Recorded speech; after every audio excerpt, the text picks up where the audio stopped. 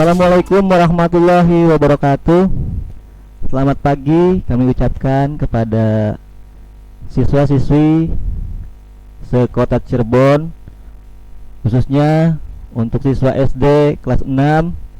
Perkenalkan diri, nama saya Dedi Kurniawan, bertugas di SDN Sili Asa 2. Pada hari ini Bapak akan memberikan pembelajaran jarak jauh yang diselenggarakan oleh KKG Harjamukti. Adapun pembelajaran yang akan Bapak bawakan yaitu tema 2 persatuan dalam perbedaan, subtema 1 rukun dalam perbedaan, pembelajaran 3 dan 4. Namun sebelum kita memasuki pembelajaran, tentunya kita semua sebagai umat yang beragama, tentunya ketika melaksanakan kegiatan kita awali dengan berdoa terlebih dahulu ya. Mohon izin Bapak untuk memimpin doa dengan agama Islam, dan bagi yang non Islam untuk bisa berdoa menurut kepercayaannya masing-masing. A'udzubillahi minasyaitonirrajim. Bismillahirrahmanirrahim. Raditu billahi rabba wa bil islami dina wa bi muhammadin nabi wa rasulah rabbi zidni ilman warzuqni fahman amin ya Allah ya rabbal alamin. Setelahnya kita berdoa bersama. Nah, mulailah kita untuk memasuki pembelajaran. Adapun yang tadi Bapak sudah sebutkan, kita akan mempelajari tema 2 persatuan dalam perbedaan, subtema 1 rukun dalam perbedaan, pembelajaran 3 dan 4. Namun sebelum belajar, tentunya Bapak ingin mengingatkan kepada kalian untuk tetap selalu menjaga protokol kesehatan dengan memakai masker dengan baik. Tentunya memakai masker dengan menutupi hidung dan mulut, mencuci tangan menggunakan sabun di air yang mengalir, kemudian menjaga jarak minimal 2 meter, menghindari kerumunan, dan membatasi mobilitas dan interaksi. Adapun kompetensi dasar yang akan Bapak ajarkan yaitu ada IPA, Bahasa Indonesia, dan PKN muatan pelajarannya. Adapun kompetensi dasarnya yaitu 3.3, 4.3, 3.4, 4.4, dan untuk yang PKN dari mulai keterampilan mensyukuri persatuan dan kesatuan sebagai anugerah Tuhan Yang Maha Esa beserta dampaknya. Yang 2.4 menampilkan sikap tanggung jawab terhadap penerapan nilai persatuan dan kesatuan. 3.4 tentang pengetahuan memahami manfaat persatuan dan kesatuan untuk mewujudkan kesejahteraan dalam bingkai negara kesatuan Republik Indonesia. 4.4 memiliki keterampilan menceritakan manfaat persatuan dan kesatuan dalam mewujudkan kesejahteraan dalam bingkai negara kesatuan Republik Indonesia. Adapun tujuan pembelajaran yang Bapak harapkan yaitu siswa mampu menyebutkan cara tumbuhan beradaptasi dengan tepat. Dan yang kedua, siswa mampu membuat laporan tentang cara pertumbuhan beradaptasi dan melindungi diri di lingkungannya dengan benar. Serta siswa mampu menyebutkan informasi penting menggunakan aspek apa, di mana, kapan, siapa, mengapa, dan bagaimana pada peta pikiran dengan tepat. Selanjutnya, siswa mampu menemukan contoh pelaksanaan nilai persatuan dalam kehidupan sehari-hari dengan benar. Yang kelima, siswa mampu menerapkan 3 kegiatan yang sesuai dengan nilai persatuan dan kesatuan dalam kehidupan sehari-hari dengan tepat. Baik anak-anak, kita awali pembelajaran ini dengan ayo mengamati. Bapak sudah memiliki suatu gambar yang diambil dari pekarangan rumah Bapak sendiri ya. Ini gambarnya di sekitar kita. Jadi pasti kalian juga pasti kenal dengan tumbuhan atau pohon yang ada pada gambar ini. Coba kalian amati bersama. Pohon apa yang tertera atau yang terlihat oleh kalian? Pohon bambu. Iya, benar sekali. Selamat, bagus ya. Ini adalah pohon bambu. Pohon bambu ada ciri khasnya, yaitu mempunyai bulu-bulu halus yang tajam. Bulu yang tajam terdapat pada batangnya. Nah, kemudian bulu tersebut melekat kuat pada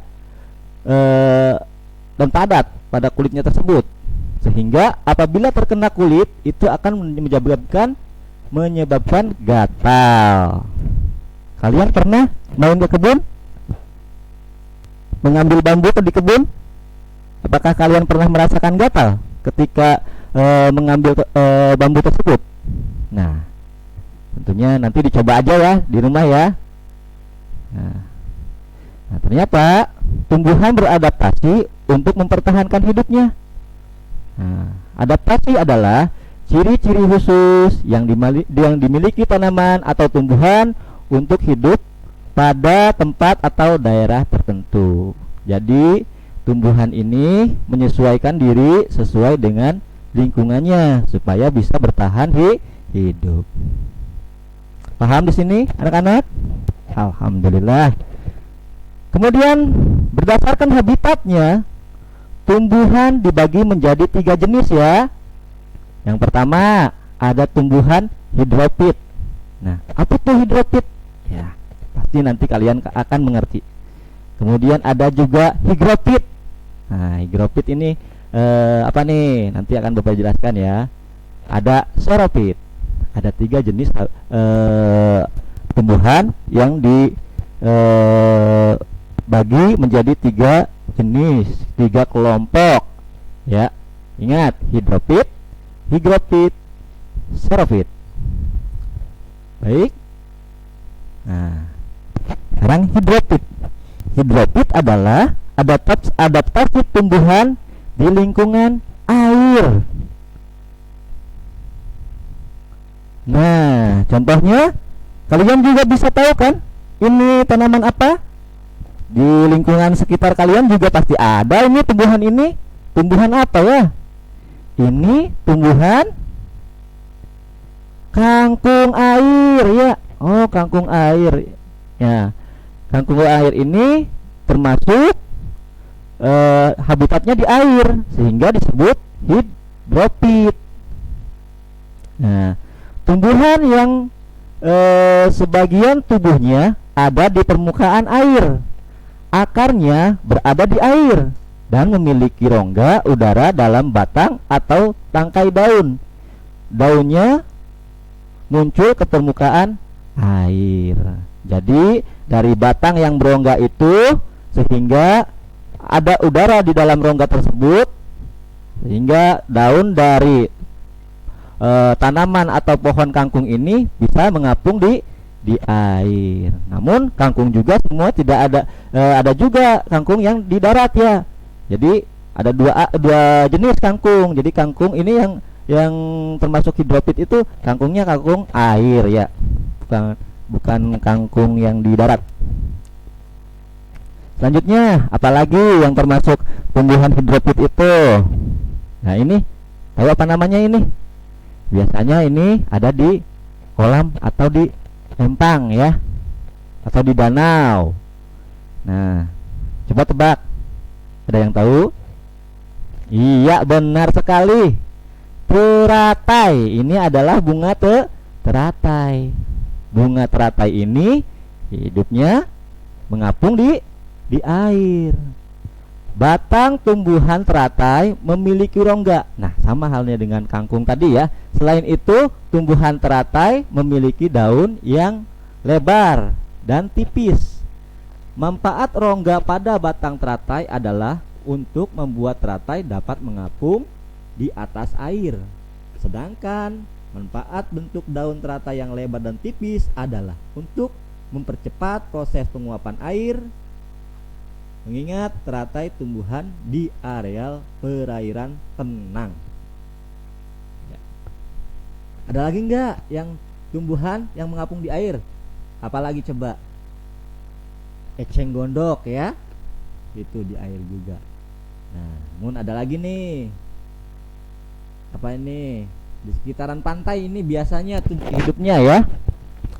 Ini adalah pohon bakau. Pohon bakau. Pohon bakau ini memiliki akar napas yang tinggi dan kuat.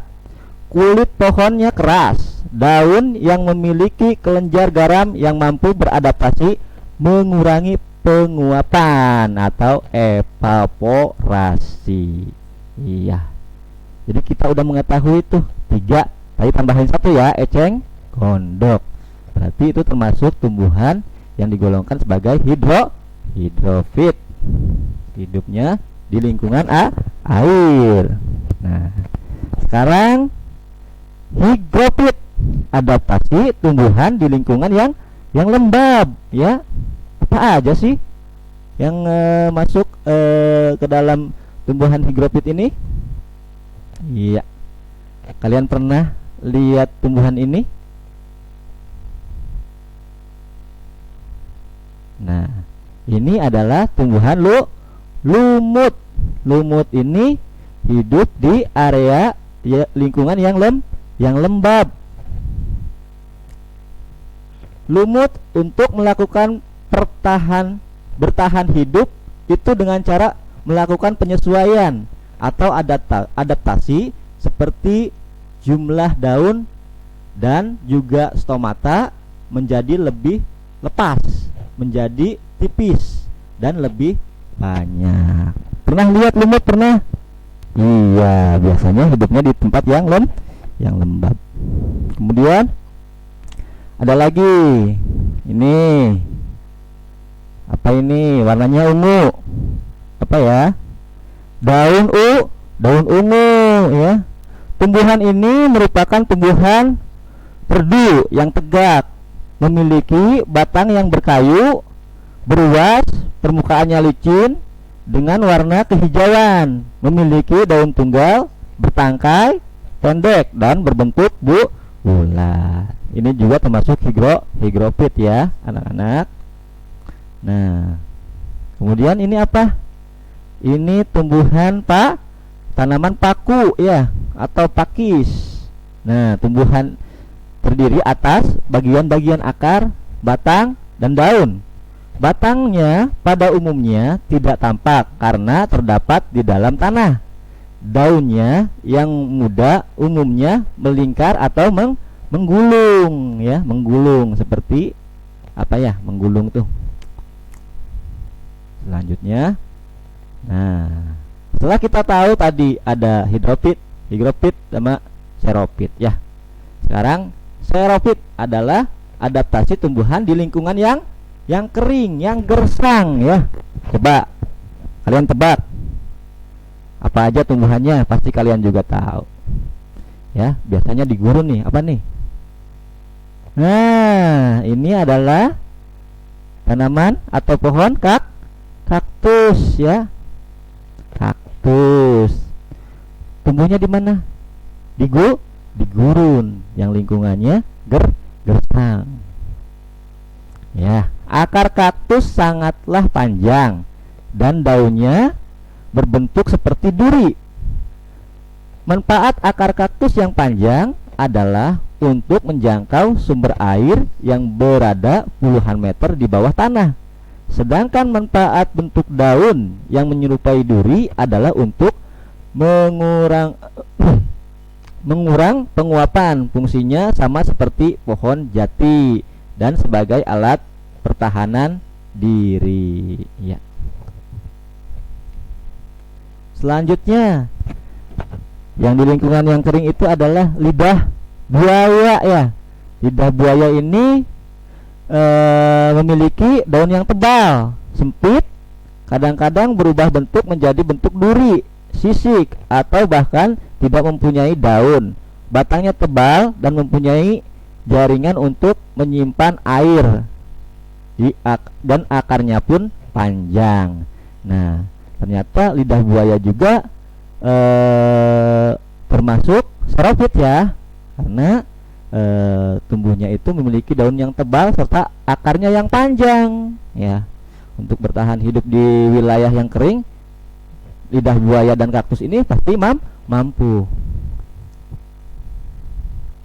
Kemudian ini akan masuk ke cara tumbuhan melindungi diri ya. Namun sebelum ke sana, Bapak ingatkan lagi tadi, untuk adaptasi terhadap lingkungan ada yang di lingkungan air, di lingkungan lembab, dan di lingkungan yang kering. Cara tumbuhan melindungi diri ada beberapa cara. Tidak hanya manusia, tidak hanya hewan melindungi diri, ternyata tumbuhan juga melindungi dirinya. Coba. Nah, ini bunga apa? Warnanya merah, batangnya berduri. Ayo. Ini bunga mawar. Ya, batang tumbuhan mawar memiliki duri yang disebut spina. Manfaat duri ini adalah sebagai alat pertahanan diri dari hewan pengganggu ya. Kemudian ini apa? Pohon apa coba yang sering diambil hasilnya tuh? Karet ya. Nah, pohon karet mengeluarkan getah ketika batangnya disayat. Jadi pohon karet ini ketika dia luka, maka dia akan mengeluarkan getah. Itu sebagai bentuk perlindungan di diri. Tapi karet itu dimanfaatkan oleh manusia untuk barang-barang yang terbuat dari karet tentunya. Kemudian nih, pernah lihat bunga ini? Ini termasuknya bunga langka juga ya. Nah, bunga bangkai yang sudah mekar memiliki bau yang sangat busuk seperti bangkai. Jadi disebutnya juga bunga bangkai. Ini sangat berbeda dengan kebanyakan bunga yang justru berwanginya bau. Manfaat bau busuk tersebut adalah untuk menarik para serangga untuk mendekati, dan secara tidak sadar serangga tersebut telah membantu proses penyerbukan bunga bangkai. Nah, ya. Ternyata bunga bangkai memiliki bau yang seperti bangkai ya, sehingga memikat serangga-serangga untuk membantu proses penyerbukan pada bunga bangkai ini. Kemudian ini mungkin sering dilihat tanaman ini biasanya di rerumputan ya. Ini adalah tumbuhan putri malu ya, melindungi dirinya dengan menutup daunnya ketika terkena sentuhan atau ada serangan. Ketika kita sentuh atau kita serang, bunga ini daunnya cepat menutup ya. Dan apabila terkena sinar matahari, mekar lagi, apalagi disentuh lagi, dia akan nutup lagi. Sangat respon sekali terhadap sentuhan dan gerakan tentunya. Nah, ini pohon nanas. Nah, ini dipersenjatai ya ini sama duri-duri. Ternyata pohon nanas ini dilindungi dari melindungi buahnya dari serangan itu dengan duri-durinya yang tajam. Ya, apabila kita tidak berhati-hati untuk mengambilnya, maka itu akan terkena durinya, sangat perih dan sakit. Ya. Nah, memiliki duri yang tajam pohon nanas ini. Nah, ini adalah tanaman kecubung ya. Kecubung ini menghasilkan racun pada kecubung sehingga menyebabkan halusinasi pada manusia ya. Nah, selanjutnya kita akan mempelajari tentang teks proklamasi kemerdekaan Indonesia ya. Proklamasi kemerdekaan Indonesia memberi makna yang sangat penting bagi bangsa Indonesia. Sejak teks proklamasi kemerdekaan dibacakan, rakyat Indonesia memiliki negara merdeka, berdaulat, dan bermartabat. Tonggak sejarah tersebut tidak akan terjadi apabila tidak ada anak bangsa yang berani memproklamirkan kemerdekaan. Mereka adalah pejuang bangsa yang tidak boleh dilupakan. Berikut adalah para pejuang bangsa yang telah berjasa terhadap kemerdekaan Indonesia. Siapa aja ya? Kita lihat. Nah, ini ada foto seorang tokoh negara. Kalian pasti tahu namanya. Ya, Insinyur Soekarno merupakan salah satu orang yang berjasa dalam mendirikan negara Republik Indonesia sebagai negara yang berdaulat. Bung Karno lahir di Blitar, Jawa Timur 6 Juni 1901 dan meninggal di Jakarta 21 Juni 1970. Bung Karno menyusun konsep teks proklamasi di rumah Laksmana Tadashi Maeda bersama Bung Hatta dan Mr. Ahmad Subarjo. Ia kemudian menandatangani teks proklamasi atas nama bangsa Indonesia bersama Bung Hatta.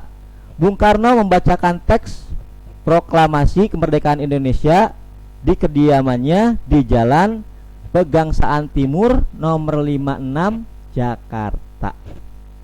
Baik. Kemudian ada tokoh Dr. Andes Haji Muhammad Hatta atau yang sering disebut Bung Hatta dengan nama Bung Hatta. Lahir di Bukit Tinggi, Sumatera Barat 12 Agustus 1902. Beliau wafat di Jakarta 14 Maret 1980 pada usia 77 tahun. Bung Hatta menyusun konsep teks proklamasi bersama Bung Karno dan Mr. Ahmad Subarjo.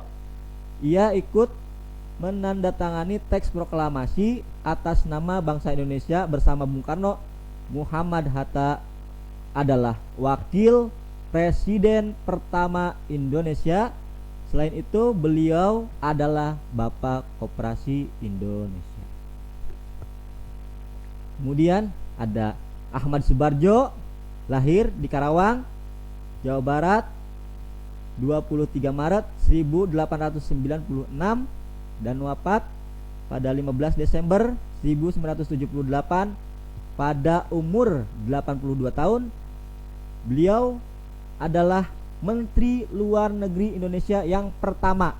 Ahmad Subarjo merupakan salah seorang tokoh dari golongan tua yang berperan dalam mempersiapkan proklamasi kemerdekaan Indonesia. Ahmad Subarjo ikut menyusun konsep teks proklamasi di rumah Laksmana Tadashi Maeda bersama Bung Karno dan Bung Hatta. Kemudian tokoh berikutnya adalah Laksmana Tadashi Maeda, adalah seorang perwira tinggi angkatan laut Kekaisaran Jepang. Nah, beliau membantu persiapan konsep teks proklamasi kemerdekaan dengan mempersilahkan rumahnya digunakan untuk kegiatan yang sangat penting. Di rumahnya berkumpul para tokoh bangsa yang berjasa besar. Walaupun beliau orang Jepang, beliau rela membantu Indonesia karena simpati terhadap rakyat Indonesia. Kemudian ada Soekarni, lahir di Blitar, Jawa Timur 14 Juli 1916. Beliau wafat di Jakarta 7 Mei 1971 pada usianya yang 54 tahun. Nama lengkapnya adalah Soekarni Kartodiwijo. Soekarni adalah salah seorang tokoh pemuda dan pejuang yang gigih melawan penjajah. Soekarni mengusulkan agar yang menandatangani teks proklamasi adalah Bung Karno dan Bung Hatta atas nama bangsa Indonesia. Kemudian dari pihak perempuan, perwakilan dari perempuan ada Fatmawati yang bernama asli Fatimah, lahir di Bengkulu pada tahun 1923 dan meninggal di dunia di Jakarta pada tahun 1980. Beliau dimakamkan di Taman Makam Pahlawan di Kalibata, Jakarta. Fatmawati menjahit bendera pusaka sangkaka merah putih yang dikibarkan pada upacara proklamasi kemerdekaan Indonesia Jalan Pegangsaan Timur, nomor 56 Jakarta. Kemudian ada tokoh berikutnya, yaitu teks proklamasi kemerdekaan diketik oleh Sayuti Melik. Sayuti Melik adalah tokoh pemuda yang juga sangat berperan dalam proklamasi kemerdekaan Indonesia. Sayuti Melik mengetik naskah proklamasi setelah ia sempurnakan ditulis tangan Bung Karno.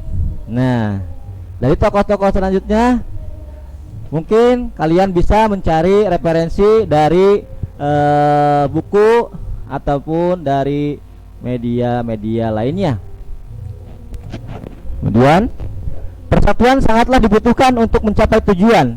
Segala perbedaan yang ada dikesampingkan untuk kepentingan bersama. Terkadang perbedaan yang dimiliki oleh suatu kelompok dapat memperkaya keputusan yang diambil.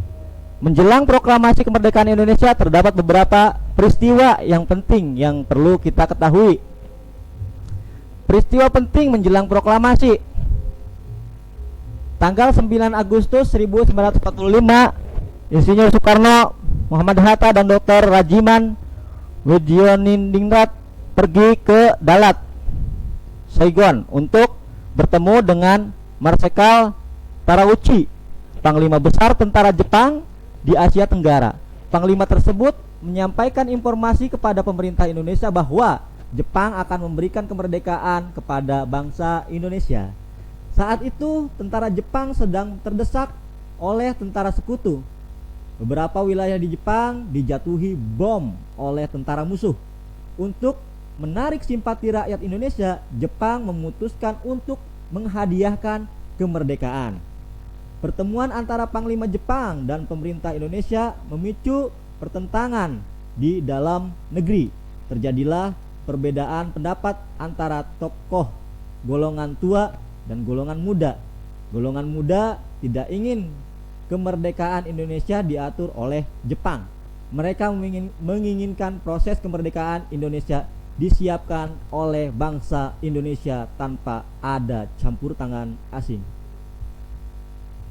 Nah, dari teks tersebut tentunya ada dua teks informasi yang penting dari teks tersebut, maka kalian untuk bisa menuliskan informasi penting tersebut dalam bentuk peta pikiran. Suatu teks memiliki informasi yang penting dapat kita temukan dengan membaca teks secara utuh. Artinya ketika kita untuk mengambil suatu informasi yang penting, tentunya kita terlebih dahulu harus membacanya semua, ya. Kita juga dapat menemukan informasi penting menggunakan kata tanya: apa, di mana, kapan, siapa, mengapa, dan bagaimana.